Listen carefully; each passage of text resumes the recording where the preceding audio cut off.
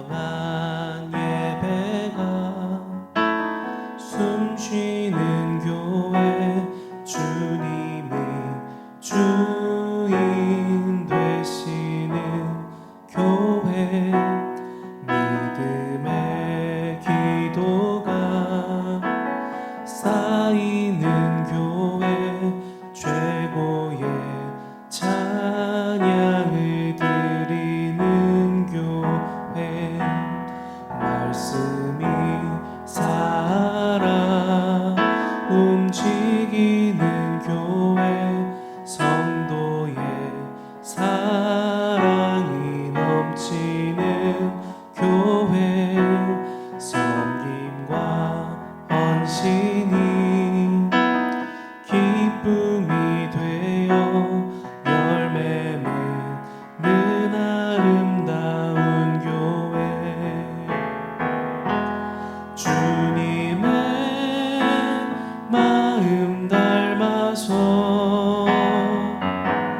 이웃을 사랑하는 교회 주님의 영광을 위해서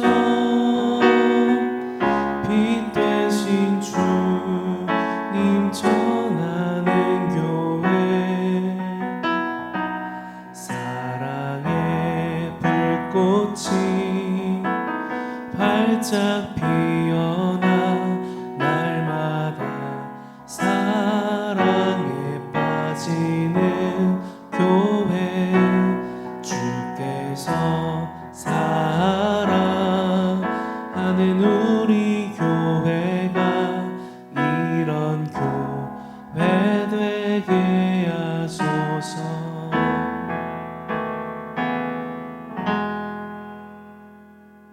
샬롬. 오늘 함께 보실 말씀은 디모데전서 3장 14절에서 15절 말씀입니다. 내가 속히 내게 가기를 바라나 이것을 내게 쓰는 것은 만일 내가 지체하면 너로 하여금 하나님의 집에서 어떻게 행하여야 할지를 알게 하려 함이니 이 집은 살아계신 하나님의 교회요 진리의 기둥과 터니라. 아멘. 어떤 이 프로그램을 봤는데요. 훈련사가 이 강아지를 좀 교정하는 그런 짧은 영상이었습니다.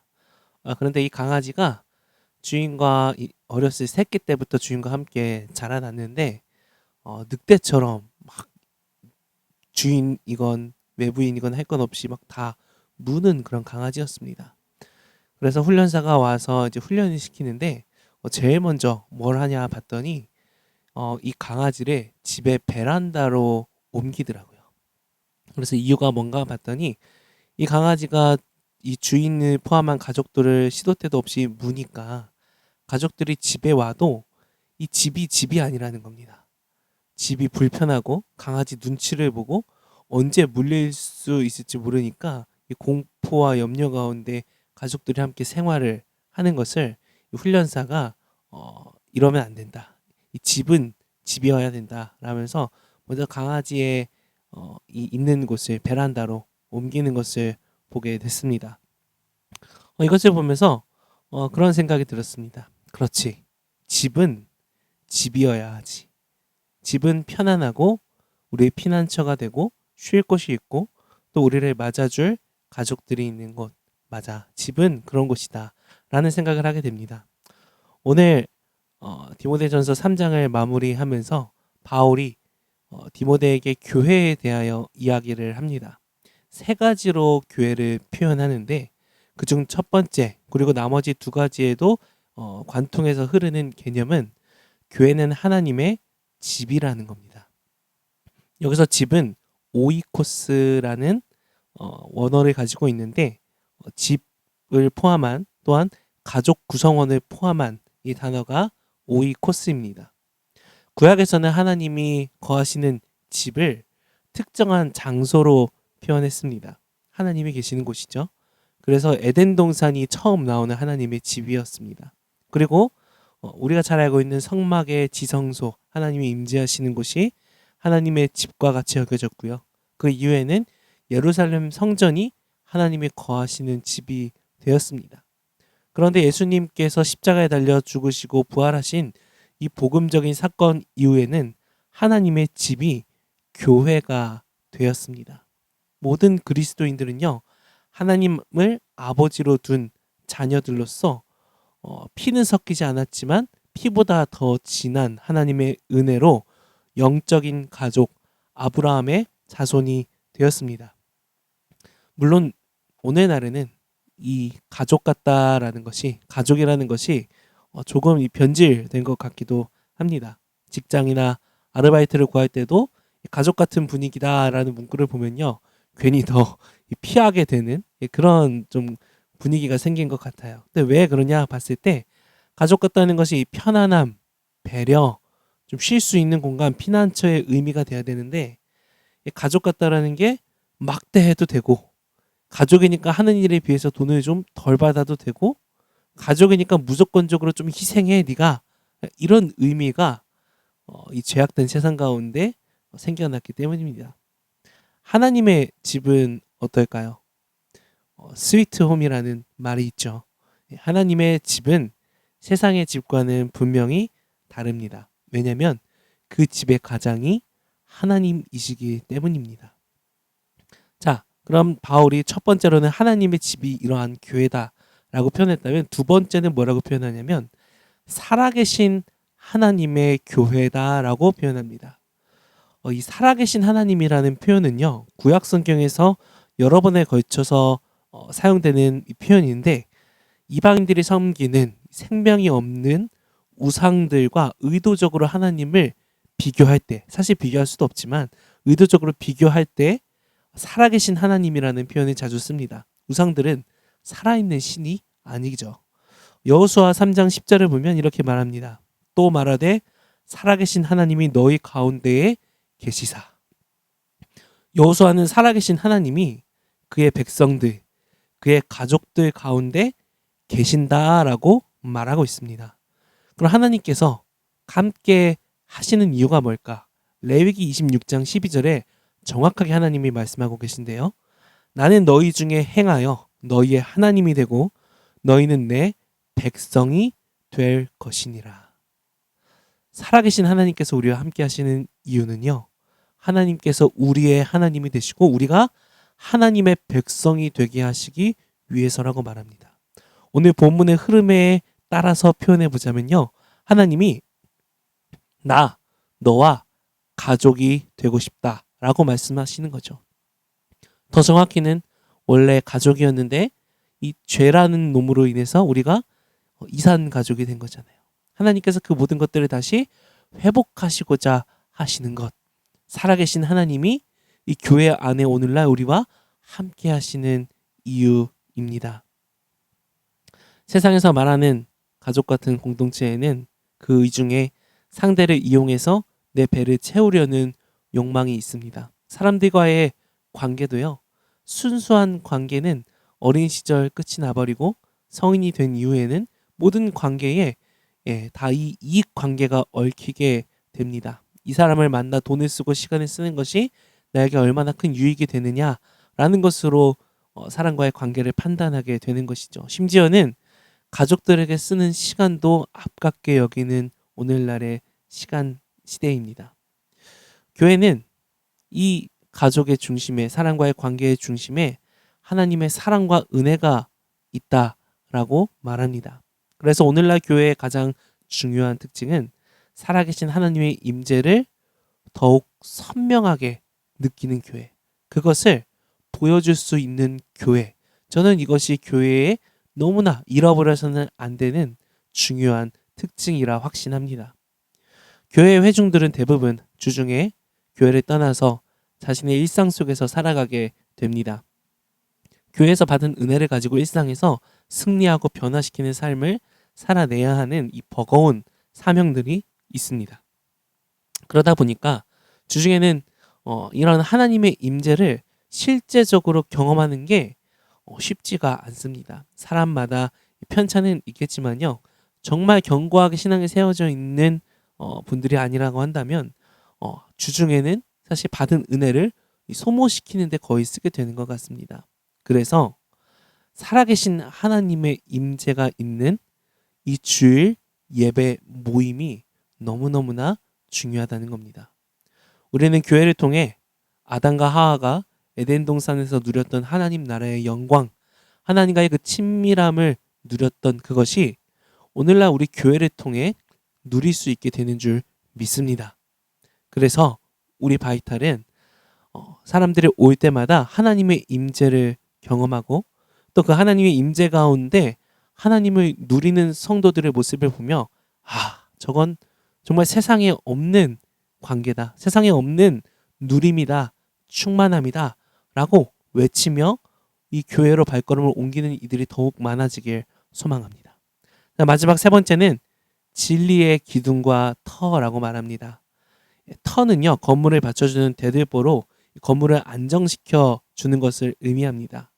교회는 무엇으로 안정될 수 있을까요? 그것은 하나님의 말씀입니다. 하나님의 말씀이 교회 안에 온전히 설 때 교회는 어떤 폭풍우가 와도 휘청이지 않고 그 심지를 견고히 세울 수 있기 때문입니다.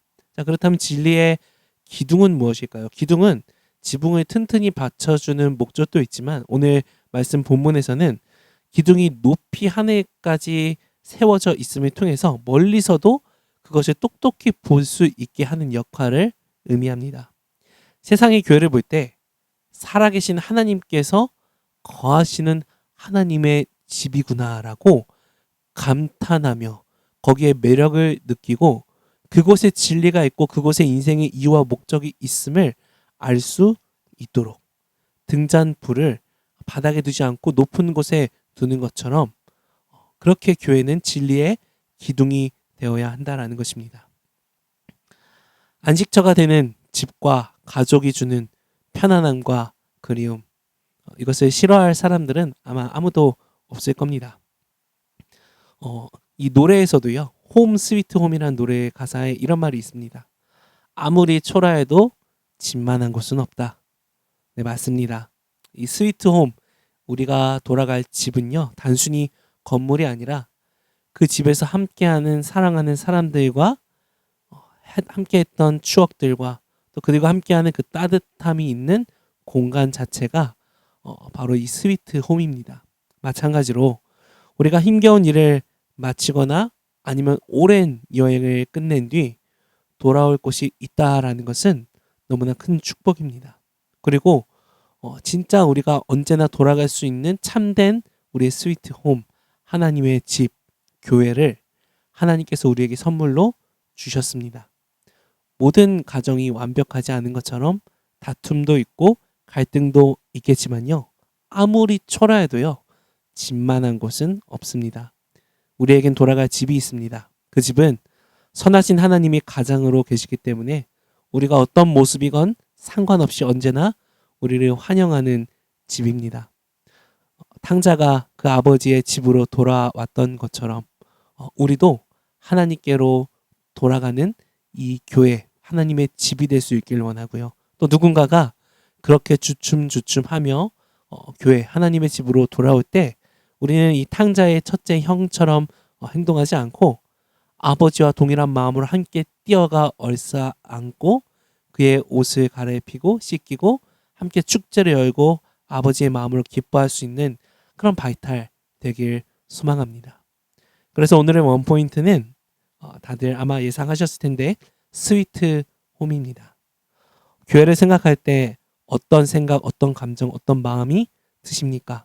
여러 가지 각자 개개인마다 다른 이 경험과 추억들이 있을 터인데 그 모든 것들을 제치고서 첫 번째 이 하나님의 집 교회는 하나님이 아버지로 계시기 때문에 언제나 우리를 맞아주시는 따뜻하고 편안함이 있고 우리의 피난처가 되는 교회다. 이것을 기억하시면서요. 오늘 하루도 하나님의 교회로 우리가 세상에서 살아낼 수 있는 바이탈 되길 소망합니다. 오늘 말씀과 원포인트 기억하며 기도할 때 혹시 마음 가운데 힘듦과 지침과 무너짐과 번아웃이 찾아오신 성도님들 계시지 않으십니까? 혹은 길을 잃은 것처럼 느껴지거나 버거움으로 인하여서 계속해서 뒤를 돌아보시는 분들 계십니까? 그렇다면 이 시간 우리의 아버지 되신 하나님께서 하나님의 집에서 우리를 맞아 주십니다. 그 하나님께 우리가 오늘 나아가서 하나님, 주님 주신 주님의 집 교회 가운데 하나님, 제가 평안함을 누리고 그 평안함을 흘려보낼 수 있길 소망합니다. 그 소망 가지고 오늘도 주님과 동행하게 하여 주시옵소서. 고백하며 우리 함께 기도합니다.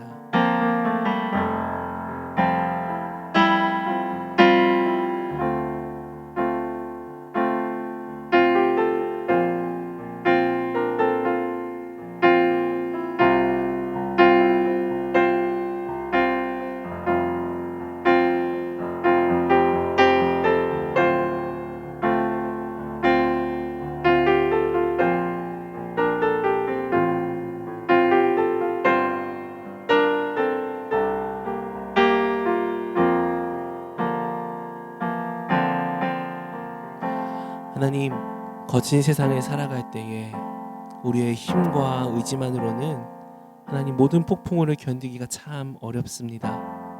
하지만 하나님, 우리가 이 세상 가운데 고아처럼 홀로 내던져진 존재들이 아니라 우리의 주인 되신 살아계신 하나님께서 하나님의 집을 이 땅 가운데 세우시어 하나님 그곳으로 우리를 부르셔서 그곳에서 훈련받게 하시고 그곳에서 위로받게 하시고 그곳에서 성장하게 하셨습니다. 주님 주신 이 아름다운 하나님의 집 교회를 사랑하고 그 교회 안에 하나님의 끝까지 예수 그리스도께까지 자라나는 바이탈 되게 하여 주시옵소서. 예수님의 이름으로 기도합니다. 아멘.